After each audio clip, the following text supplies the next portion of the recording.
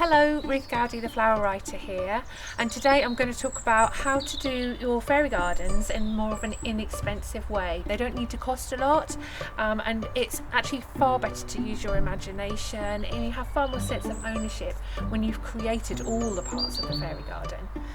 The first thing I must say is most people ask for a fairy, and you don't need a fairy, because the whole point about creating the garden is that the fairies will come to it when you've created a beautiful space. So I always start with a door, and the door is their entrance into their secret home that you're creating. You can use anything for a door.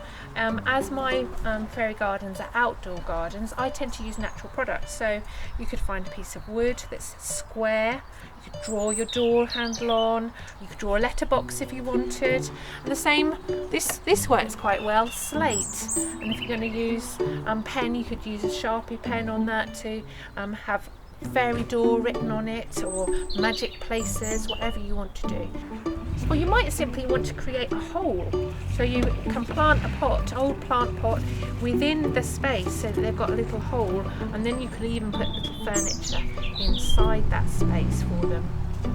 So next you're thinking of creating a structure in your garden. If you want to make a fence or a little picket fence, I use twigs, so you can go collecting these from under the hedges, or you can even cut dead out of the hedge and then just use secateurs to cut them to whatever length you want and insert them into your fairy garden where you need. So you can use pieces of wood just like this, and again you can just cut it to size to create a wall like here. I'm sure that fairies like to have boulders in the garden that they can jump off, so see if you can find some great big stones that they can play on.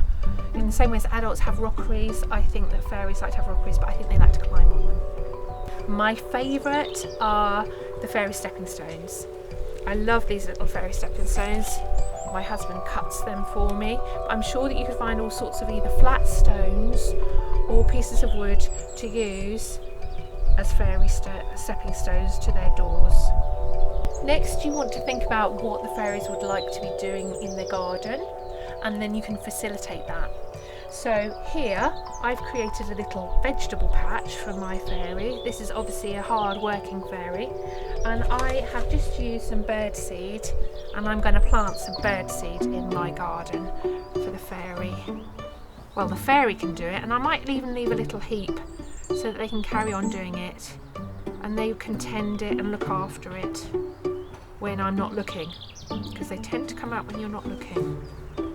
In the same way as we planted just these seeds here, you might want to plant real seeds in your fairy garden. So you might want to have a bigger space that you make into a fairy patch, and there's all sorts of flowers that you could plant the seeds of in your garden. So you could have sweet peas, they'd love the smell of those. They could have nasturtiums, which are edible, and you could have lettuce. There's some cut and come again lettuce that you could grow in the pot, so you could put that ideally in your vegetable patch for your fairies. But what about if they want a pond or a water feature in their garden? And that's very easy to create. Here I've just got a little glass jar. You could use a margarine tub, or you could use another cup, anything like this. And what you would do is you would bury it in that garden. I'm just going to bury it now.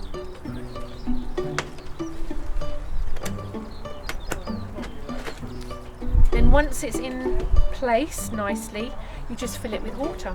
Absolutely beautiful. And the fairies like that. I've even found small little tiny containers like this. I'm not sure what they even were. I found them in a charity shop, and I use them. I like to put them out especially when it's sunny and hot, because fairies sometimes get thirsty, and then that gives them a little place where they can come and have a drink if they want.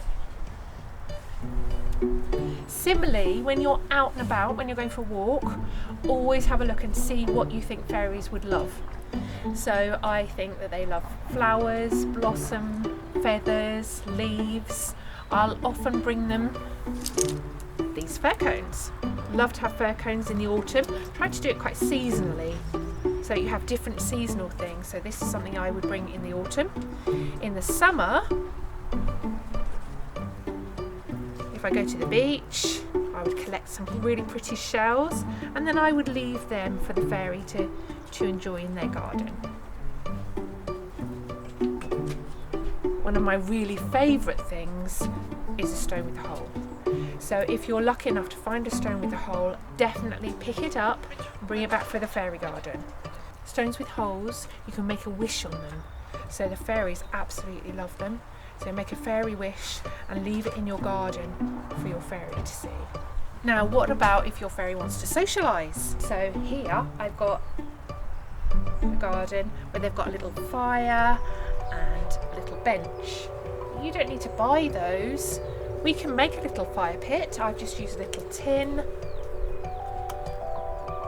with a nightlight. Obviously don't light it unless there's an adult around. And to make a bench, there's all sorts of things you can use to make benches. You can create them yourselves. I quite like these. I think they look like good sofas. These are pot feet. So nature is the best things. However, if there's anything sparkly that you love and you want to share it with your fairies, then please do so. I've got these really sparkly butterflies. You might have hair clips and things that have got sparkles on them that we could put into our flower garden. And I love all these beautiful crystals, lovely colours. They might like those too. So it's even better to use your imagination. I had one child in a workshop make a seesaw, and this is how they made a seesaw. They had a piece of wood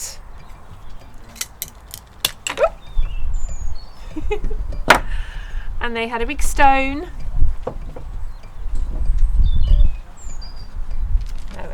a smaller stone, and they made a seesaw like this so that the fairies could play on it. Somebody else did exactly the same using a piece of wood, but you could perhaps use a piece of square slate if you could find something like this, and they made it into a TV.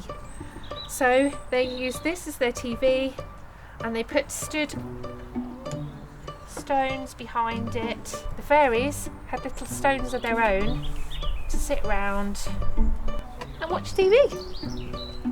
What about if they're doing the washing? You have to think about the practicalities of life. So you can have these expensive things, they're really cute, but you could just use little craft pegs and string a little piece of string from one place to another and put the pegs out. On a nice day they can peg out their washing on the line. You have made this garden for the fairies to enjoy, and so it's important that they know that they are welcome in that garden. So what I usually do is I find a flower, doesn't matter what type of flower it is. If you don't have a flower, find a feather or a leaf, something that you've chosen specially for them that you think that they would like. Then you stand above your fairy garden and you close your eyes and you circle your flower 3 times to the right. And you say, "Fairies, welcome to your fairy garden. I have made this for you to enjoy."